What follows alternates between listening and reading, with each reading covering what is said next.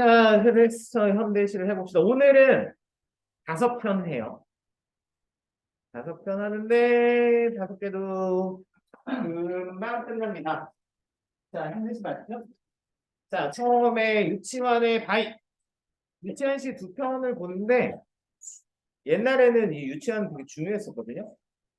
생명파신이다 이러면 꼭 알았어야 되는데 지금은 뭐 그런 거 중요하지 않습니다. 그냥 참고적으로 생명파신이었고 굉장히 생명력이 넘치는 그런 시를 쓰신 분이라 활동 시기는 당연히 강점기. 자, 그리고 이 유치원의 바위는 정황시로도 분류되는 시입니다. 되게 간단한 시니까 금방 해요. 자, 제목이 바위. 자, 대상이니까 역시 바위가 의미하는 거, 상징하는 거 찾으면 되는데 오늘도 역시 똑같아. 이거 여기 안 만져봤죠? 장난 아니야. 얼음장 같아. 손 시려. 자, 그래서 이게 원래 여기 따뜻했었는데 따뜻한 거 이제 없어졌어. 차가워. 자, 그래서 화자를 또 찾으면 화자다. 손을 안 내야 돼. 자, 여기서 가시면 돼요. 자, 네, 죽으면 한 개의 바위가 되리라. 자, 희망하고 있죠? 화자가 바위가 되고 싶어 하지요. 그러니까 이제 긍정적인 존재라고 생각할 수 있겠죠? 자, 근데 그건 좀 이따가 미루고 가봅시다. 자, 아예 애련에 물들지 않고 애련 옆에 있지만 사랑하는 마음, 연 불쌍하게 생각하는 마음, 연민. 그리고 희로에 움직이지 않고 기쁠 리 그리고 증오할로 분노할 때 놓자. 자, 그러니까 뭐라고요? 감정이 전혀 없는 그런 바위가 되리라. 이렇게 말하죠? 자, 그리고 비와 바람에 깎이는 대로. 자, 비와 바람은 바위를 깎는 존재니까 나는 바위니까 비와 바람은 결국 사자에게 바위에게 시련 고난일 거예요. 자, 깎이는 대로 어떻게 해요? 시련 고난에 억년 비정에 비 아닐 비자. 그래서 감정이 없는 한묵 침묵에 안으로 채찍질하라. 자, 이런 시련 고난을 어떻게 해요? 시련 고난을 한묵한데. 한묵이 무슨 뜻일까요? 침묵이 무슨 뜻일까요? 묵묵하게 버텨내고. 누가 때려. 그런데 아프다는 소리 안 하고 싫다는 소리 안 하고 자, 아무런 반응도 하지 않고 그리고 안으로 채찍질해요. 안으로 채찍질하는 건 결국 뭐겠어요? 자기 수양만 하면서 그리고 드디어 생명도 망각하고 생명도 없는 상태. 그리고 먼 원내 꿈꾸어도 흐르는 구름 먼 원내. 이건 그냥 설명해야 돼. 이거는 못 끄집어 되겠더라. 그래서 원내는 여기다 쓰자. 자, 원내는 외부의 유혹을 가리켜요. 뭐 굳이 설명하자면 우리가 공기가 번쩍 뻑 트면 어떻게 해요? 깜짝이야 하면서 쳐다보잖아. 근데 그렇게도 쳐다보지 않는 그 먼 원내도 그리고 꿈꾸어도 노래하지 않고 두 쪽으로 깨트려도 소리하지 않는 그래서 꿈도 꾸지 않고 노래하지도 않고 그리고 소리하지도 않는 즉 여러 가지에 흔들리지 않은 바로 뭐가 되리라? 바위가 되리라. 자, 그러니까 결국 바위는 어떤 대상? 감정 없고 시련을 묵묵히 이겨내고 자기 수양만 끊임없이 하는 존재. 그러니까 결국 어떤 존재? 화자의 의지적 표상을 나타냅니다. 그래서 바위처럼 단단하고 흔들리지 않는 삶을 살고자 하는 의지. 별로 안 어렵죠? 그냥 끄집어내지죠? 자, 그래서 대상을 의인에서 표현했다. 그리고 의지니까 단호하고 결의에 찬 어조가 보이죠? 되리라 이렇게 하면서 자, 그리고 아래쪽 보시면 주제는 어떤 삼축일까요? 의지적 하셔도 되고 현실에 초탈한 초월적인 삼축 이렇게 하셔도 되고 그래서 현실의 그런 사소한 일에 일희일비하지 않는 그런 주제. 말도 잘 못해요. 그래도 어제보다 좀 낫다. 네. 이렇게 오랫동안 쉬다가 이렇게 수업을 하면 힘들어요. 어제는 진짜 버벅버벅하던데. 자, 그리고 상징적인 의미는 화자의 의지를 나타내겠지요. 자, 그리고 화자의 태도와 인생관은 당연히 단호하고 굳은 의지. 자, 그리고 지향적 삶을 표현하는 객관적 상관은 뭐겠어요? 아위죠. 자, 간단하게 끝냈습니다. 자, 그 다음에 생명에서 유치와, 자, 요거는 또 이제 출제 빈도가 조금 있는 시예요. 이것도 알아두셔야 되는 시입니다. 자, 생명에서. 자, 제목의 의미를 찾아보려고 했더니 역시 뭔지 모르겠어요. 뭔지 모를 때 어떻게 한다? 점프 넘어간다. 근데 우린 역시 학습하고 있는 거니까 서가 뭐야, 서? 책, 기록, 뭐 이런 거요. 그래서 생명의 기록. 생명이 아니면 시작. 뭐 이렇게 생각할 수 있겠죠. 자, 그러면서 보시면 또 역시 하자나 여기에서 갑니다. 자, 나의 지식이 독한 회의를 구하지 못함. 무슨 뜻일까요? 나의 지식이 독한 회의가 뭔지 모르겠지만 어쨌든 구하지 못한대. 결국 답을 내리지 못한대. 그러니까 나의 지식이 삶에 있어서 의문들을 해결하지 못해요. 그러니까 지식적인 한계가 있을 때 이런 얘기예요. 그리고 내 또한 삶의 애증을 다 짐지지 못하요. 그리고 나 또한 또 뭐예요? 삶의 애증에 사랑하는 마음, 증오하는 마음 그런 감정들을 다 짐지지 못해요. 감정들을 다 이겨내지 못할 때. 그리고 병든 나무처럼 생명이 부대낄 때. 그리고 생명력도 딸릴 때. 자, 지식이 모질라, 감정도 모질라, 생명력도 모질라. 그러니까 이 사람 살 수 있어요? 살 수 없죠. 그러니까 한마디로 한계 상황. 이런 이야기예요. 한계 상황일 때 어떻게 해요? 저 머나먼 아라비아 사막으로 나는 가자. 자, 이런 한계 상황일 때 어디로 갈 거예요? 아라비아 사막으로 가요. 자, 사막은 뭐 어떤 공간인가요?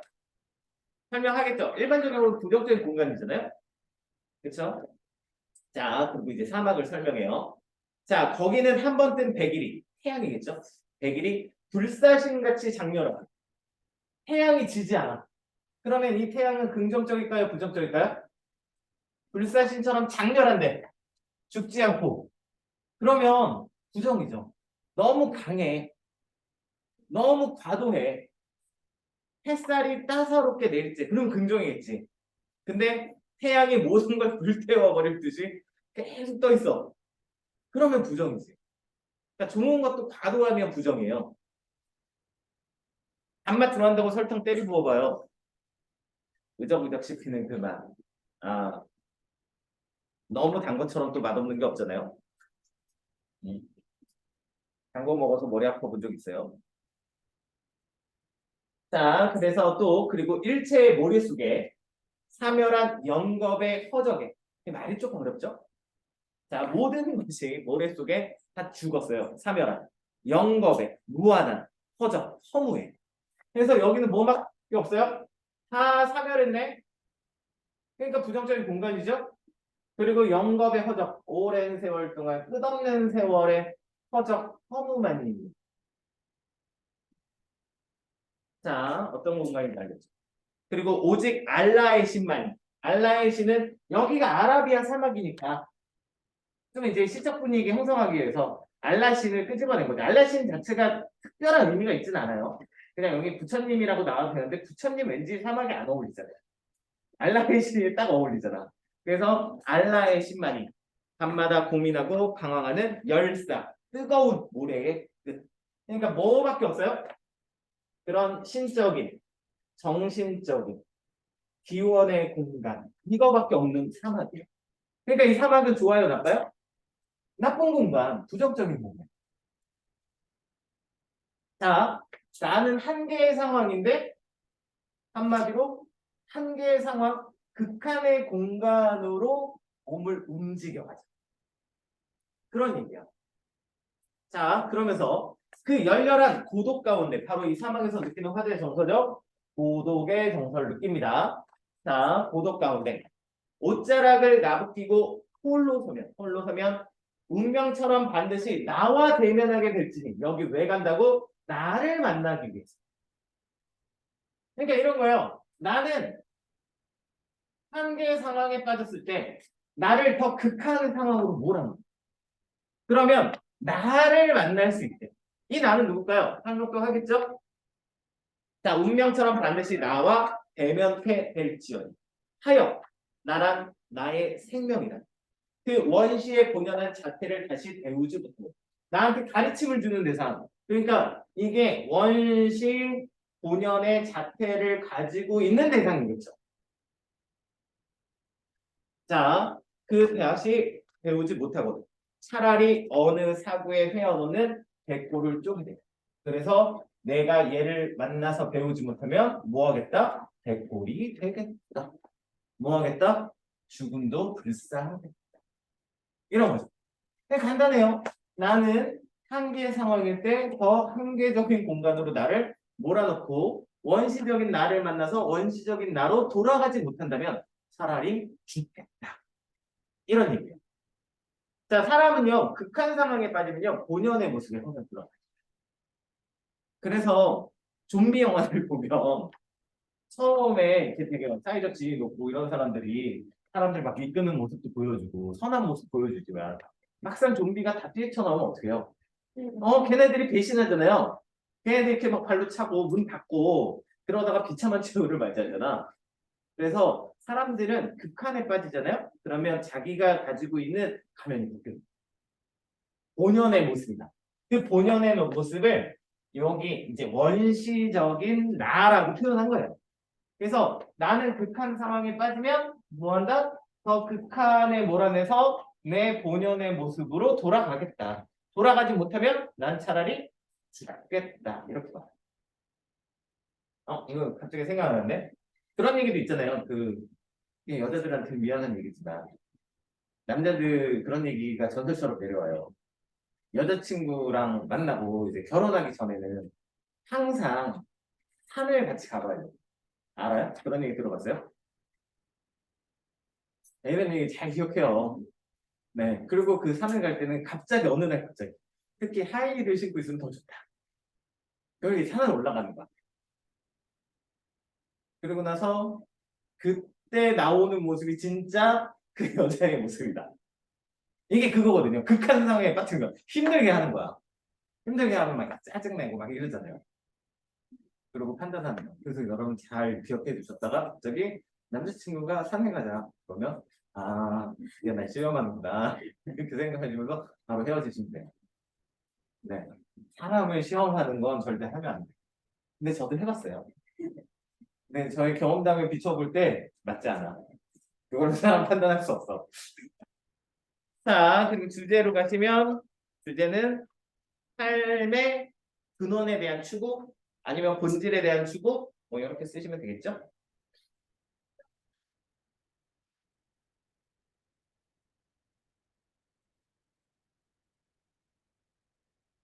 자, 그 다음에 이 시에 나타난 역설적인 논리를 알자라고 했는데 역설적인 논리가 뭐겠어요? 요거지, 요거. 한계의 상황인데 더 한계적인 공간으로 몰아넣어. 한계는 더 이상 끝이 없는 거잖아요. 근데 거기서 한계가 더 어떻게 있을 수 있어요? 그러니까 이게 역설적인 거죠. 자, 그리고 떠남 시련 만남. 자, 떠났죠? 한계일 때 아라비아 사막으로 떠나요. 그래서 사막에서 시련을 겪고 더 시련을 겪고 그리고 누굴 만나요? 원시적인 나를 만나요. 자, 시성정계와 시적 공간의 의미를 이해하자. 이해했겠죠? 정계는 바로 위에 있는 떠남 시련 만남이고 시적 공간은 결국 아라비아 사막이라는 것이 극한의 공간이라는 얘기.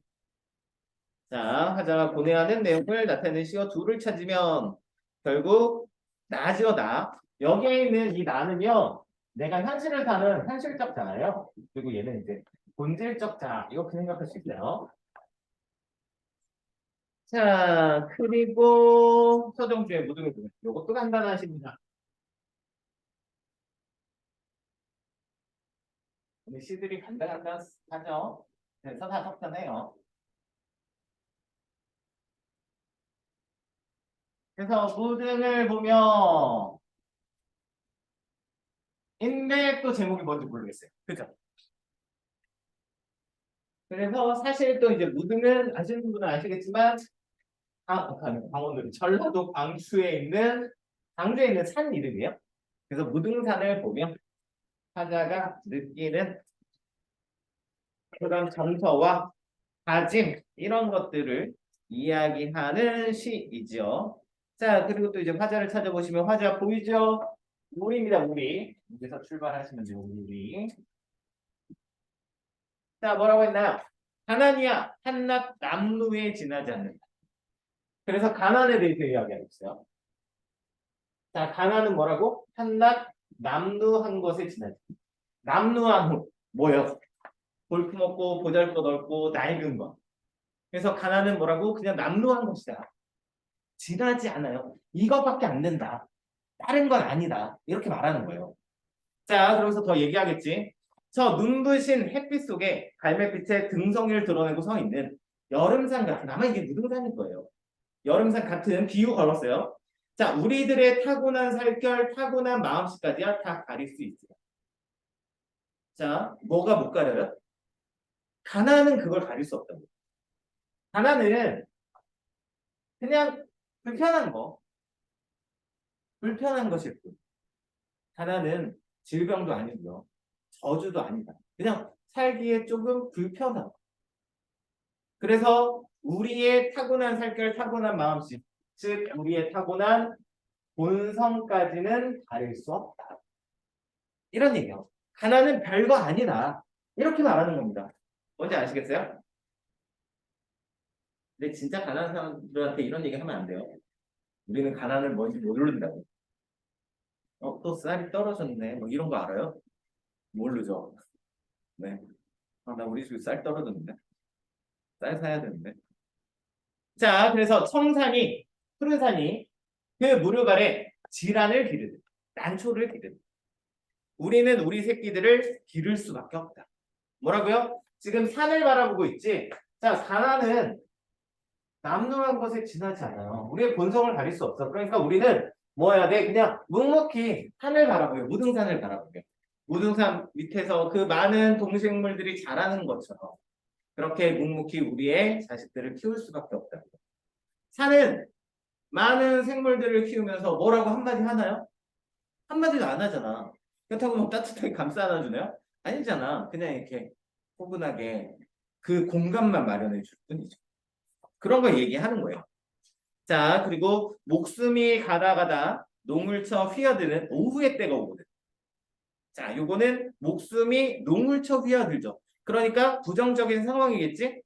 자, 그런 오후의 때가 오거든. 또 이제 오후를 말해요. 오후. 묵묵히 살아가야 되고 오후의 때가 오거든. 이게 부정적인 상황, 힘든 상황이 오거든. 자, 내외들이 그대들도 덜어는 앉고 덜어는 차라리 그 곁에 누워라. 뭐예요? 힘든 시련 고난이 오면 뭐하라고? 잠깐 쉬라고. 맞서지 말고 그냥 휴식하라고. 쉬라고. 그 고난을 이겨내려고 하면 더 힘들죠. 그러니까 잠깐 지나갈 때까지 햇살이 뜨거워. 해가 너무 뜨거워. 그러면 해가 질 때까지 좀 기다리면 이런 얘기예요. 자, 그래서 지어미는 지애미를 물끄러미 우러러고 지애미는 지어미의 이마라도 짚어. 그래서 우리는 어떻게 해요? 서로 우러러가요. 존경하고 존중하고 그리고 또 이마로 짚어요. 이마는 언제 짚죠? 그래서 나 아픈가 봐. 그래 일로 와. 열통째 묻자. 이러잖아. 이마 짚잖아. 언제 이마 짚어요? 걱정할 때, 연민할 때 서로 감싸주며 그렇게 살아가 된다. 이런 이야기요. 자, 그러면서 어느 가시덤불 쑥구렁에 놓일지라도. 그래서 우리가 뭐라고? 뭐뭐 할지라도 가정이죠? 가시덤불 쑥구렁에 놓여도. 당연히 부정적인 시험겠죠? 어떤 시련 고난 아니면 험한 환경에 빠져도 뭐라고? 우리는 늘 옥돌같이 호젓이 묻혔다고. 자, 뭐라고 생각하라고요? 옥돌이 묻혀 있다고. 옥돌, 옥이죠? 보물, 소중한 존재. 호젓지 묻혔다고 생각할 이유. 그리고 청태라도 자욱히 낄 일인 것이다. 청태라도 낄 거예요. 청태가 뭐냐면 이끼예요.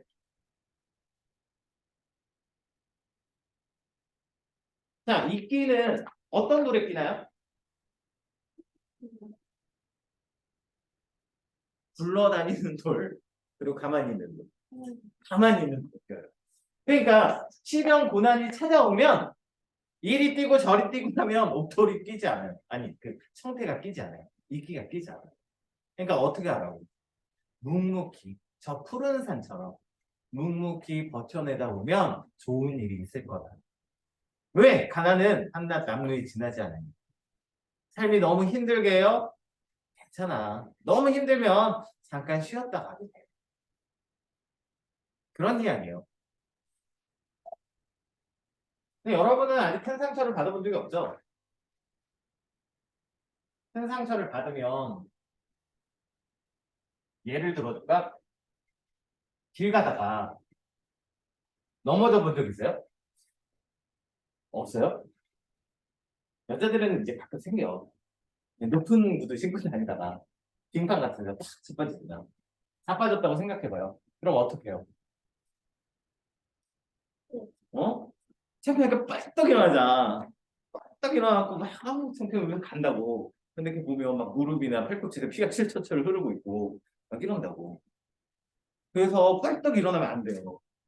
생각해봐. 더 크게 다쳤을지. 뻘떡 일어나다가 더 크게 다칠 수도 있어요. 그리고 생각해봐. 다 모르는 사람들이야. 부끄러우면 어때? 도움을 받으면 되지. 누가 와서 이렇게 일으켜 주겠지. 그때까지 기다리고. 그리고 나 천천히 이러면 이제 아픈 데가 다 보인다고. 그것처럼 다른 것도 마찬가지예요. 우리가 고난 고통을 받잖아요. 정신적인 것도 마찬가지예요. 그 자리에서 뻘떡 일어나잖아요. 그러면 일어났을 때는 몰라. 근데 한참 지나고 나서 더 크게 다칠 수 있어. 넘어지고 쓰러지고 자절하잖아요. 그럼 그대로 있어 그냥. 한동안 그대로 있어도 돼요. 그리고 나서 조금 이제 덜 아파지면 그리고 일어나면 돼요. 한국 사회는 너무 뻘떡 일어나는 걸 어렸을 때부터 배웠다. 아기 때도 생각해봐요. 이렇게 막 뛰어가다 팍 자빠지면 와갖고 일어나! 울지 마! 맨날 이런 거 배웠잖아요.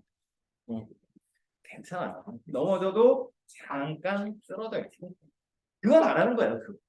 그거 말하는 식. 모든 걸 보면. 자, 이것도 간단하죠. 자, 아래쪽에 또 역시 보시면 자, 주제. 자, 당연히 고난을 이겨내는 넉넉한 마음 이런 거겠죠. 자, 그리고 가난을 바라보는 시인의 태도가 단적으로 드러난 행은 첫 번째 줄이겠죠. 가난이야 한낱 남루에 지나지 않는다. 그래서 가난은 너무 큰 게 아니다. 근데 서정주 선생님 이런 말씀 하셔도 괜찮아요. 가난을 아시는 분이고. 근데 우리는 이런 말 하면 안 돼. 우리는 잘 모르잖아요. 자, 그리고 재계에 대한 화자의 태도를 간략하게 설명하면 결국 시련 고난을 어떻게 긍정적으로 받아들이는 삶의 태도에 대해서 그리고 현실의 어려움을 넓고 넉넉하게 생각하는 그런 태도에 대해서 이야기하는 시입니다. 자, 그리고 오연의 청태가 상징하는 의미 해줬죠? 그래서 이끼가 끼려면 구르는 돌에는 이끼가 끼지 않아요. 그러니까 묵묵히 견뎌내는 자세가 때론 필요하다라는 시입니다. 자, 그리고 벌써 2개 남았죠? 자, 춘향유문, 서정주의 뜻입니다. 이 춘향의 말 시리즈가 3편 있어요. 거기에 이제 3번째 시고요. 첫 번째 시가 추천사인가? 추천사. 그리고 2번째가 눈이 부신 날인가? 그리고 3번째가 이 춘향유문인데 춘향이를 화자로 내세워서 여러 가지 인간에 대해서 이야기하는 시들입니다. 자, 그래서 이 세 번째 시는 춘향 유문이라고 해서 춘향이 다 알죠? 그래서 춘향의 유언장이라는 의미예요. 춘향의 유언장. 아, 요시 재밌어요. 자, 보시면 타자를 찾아보셔야 되는데 나는 없어요. 근데 아까 말한 것처럼 또 읽어보시면 나오는데 타자가 표면에 등장해요. 춘향이야, 춘향. 자, 그래서 춘향이가 얘기해요. 안녕히 계세요, 도련님. 누구한테? 도련님한테. 제목 얘기해줬죠? 유언장. 도련님한테 유언장을 해요. 그래서 변학도에 모진 매질 때렸나? 때리진 않지 않나? 그냥 감옥에만 가두지 않았나? 그래서 감옥에 갇혀서 언제 죽을지 모르니 이몽룡한테 유언장을 쓰는 겁니다. 자, 그래서 안녕히 계세요, 도련님. 지난 5월 단오날 처음 만났거든요. 처음 만나던 날, 우리 둘이서 그늘 밑에 서 있던 그 무성하고 푸르던 나무같이 늘 안녕히 계세요. 그래서 도련님 평안하고 안녕히 계세요. 안녕이란 말 뜻 알아요? 안녕이란 말? 안녕하셨어요. 이게 무슨 얘기예요? 평안히 아무 일도 없이 강령하셨습니까? 이 뜻이에요. 이게 되게 안녕하다란 말이 되게 좋은 말이야. 그러니까 어느 나라도 이런 인사말이 없다고. 영어는 굿모닝이야. 좋은 아침 이게 끝이잖아. 우리는 안녕하세요. 평안하고 강령하셨습니까? 이 뜻이라고. 네. 그래서 평안하고 강령하게 아무 일도 없으세요. 뭐같이? 나무처럼. 그래서 나무하고 도련님을 이렇게 엮었어요. 그죠? 자, 그래서 저승이 어딘지 똑똑히 모르지만 이제 춘향이 죽죠. 춘향의 사랑보다 오히려 더 먼 딴 나라는 아마 아닐 것입니다. 그래서 춘향이 몽룡이한테 이야기해요. 나의 사랑과 죽음 저승 중에 자 뭐가 더 크다고? 나의 사랑이 훨씬 커요. 나는 어디서든 당신을 사랑할게요. 자, 그러면 청길 땅밑을 검은 물로 흐르거나 자, 그래서 죽어서 어디요? 청길 땅밑을 가서 땅밑에서 검은 물로 흐르거나 검은 물, 춘향이죠? 이거 이제 춘향의 화신이라고 부르는데 춘향이 검은 물로 땅밑을 흐르거나 또 도솔천에 이게 도교적이에요. 그래서 이것도 저승이라고 생각하시면 돼. 도솔천의 하늘을 구름으로 날더라. 딱 죽어서 춘향이가 변해서 구름으로 날더라. 그건 결국 도련님 곁 아니에요. 무슨 얘기예요? 나는 죽어도 당신을 사랑할게요.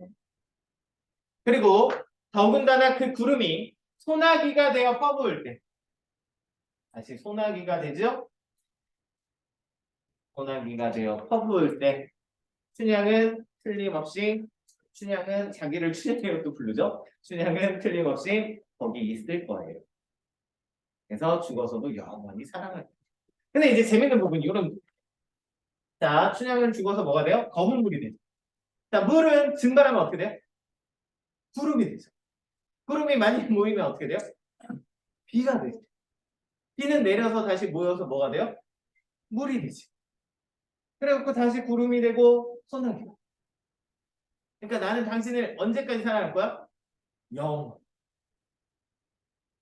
자, 더군다나 소름 끼치는 사실은 자, 소나기는 또 내리면 뭐를 더 푸르게 만들어줘요?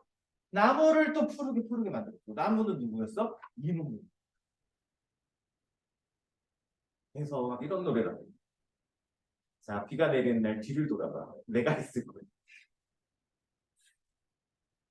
딴 사람 만날 생각 하지도 마. 무서운 노래입니다. 자, 그래서 이런 게 이제 독백 형식이었죠. 그래서 시공을 초월한 절대적 사랑. 자, 그래서 화제의 변모 과정 여기 있네. 검은 물, 구름, 소나기. 이런 물의 순환 구조를 이용해서 영원한 사랑을 이야기하고 있죠. 자, 그리고 이제 김순수의 꽃입니다. 요거는 오남고 2학년 시험 범위일 거예요. 다른 학교는 없지 않나?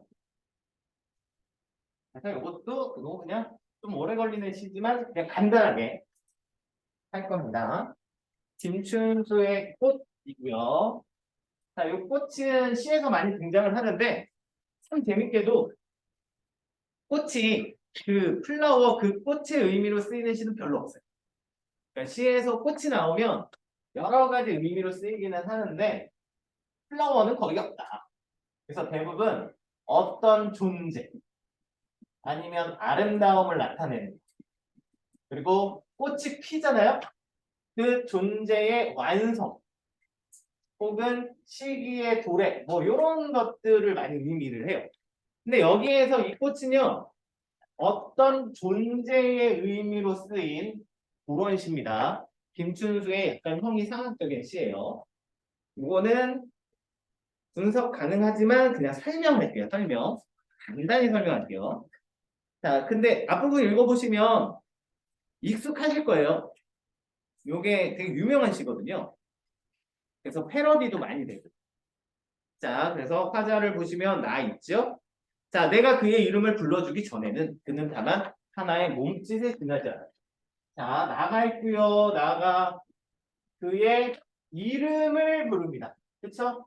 이름을 부르기 전과 후로 나누어져요. 자, 부르기 전에는 어땠다고요? 하나의 몸짓에 지나지 않았어요. 근데 부른 후에 어떻게 됐어? 내가 그의 이름을 불러주었을 때 그는 나에게로 와서 꽃이 되었다. 자, 그래서 여기서 설명이 필요한데 여기에서 일단 나가요. 그냥 인식의 주체라고 설명을 많이 해요. 인식의 주체. 그래서 어떤 대상을 인식하는 거예요. 그러니까 여기에서 그가 바로 뭐겠어? 인식의 대상입니다.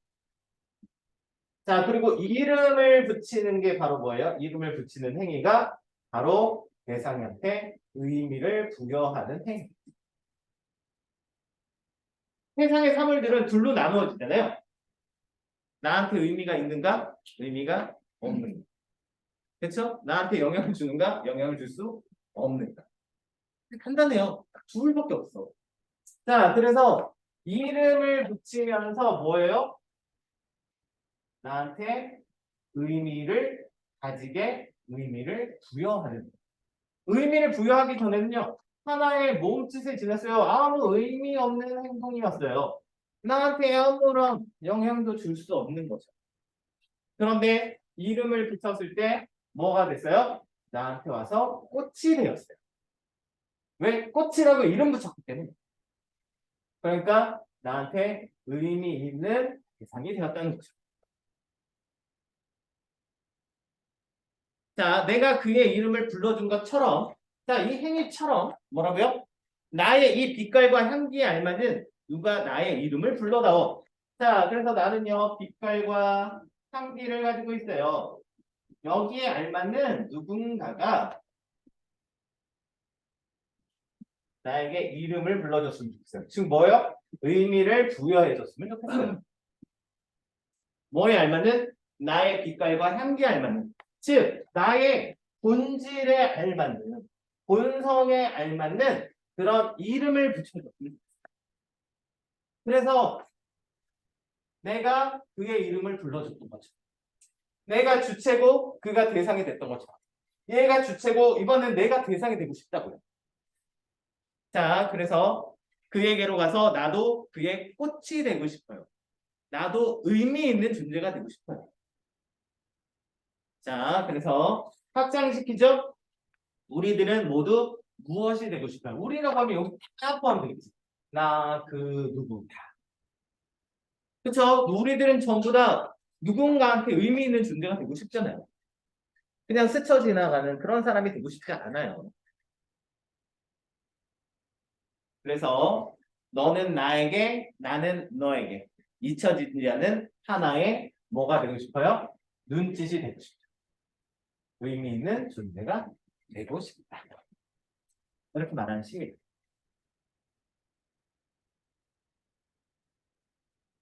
자, 간단하죠? 근데 이거보다 조금 까다로운 시인데 제가 쉽게 설명했어요. 자, 주제로 또 정리해볼까요? 자, 존재의 의미에 대한 인식과 참된 관계 맺음 이렇게 하면 되겠죠? 자, 그리고 시에 나타난 의미 심화 과정을 핵심적인 시어를 중심으로 정리하면 자, 이렇게 되겠지. 그에게 이름을 붙였더니 꽃이 됐고 또 눈치 됐지. 그래서 그 꽃 눈치 혹은 너 꽃 눈치 이렇게 하셔도 돼요. 자, 그래서 꽃의 성격에 대해서 설명하면 그냥 존재를 나타냅니다. 존재의 표상을 나타내요. 그리고 이 시의 존재의 본질, 존재의 본질적 가치를 의미하는 시어는 바로 빛깔과 향기 혹은 이름 이게 되겠죠.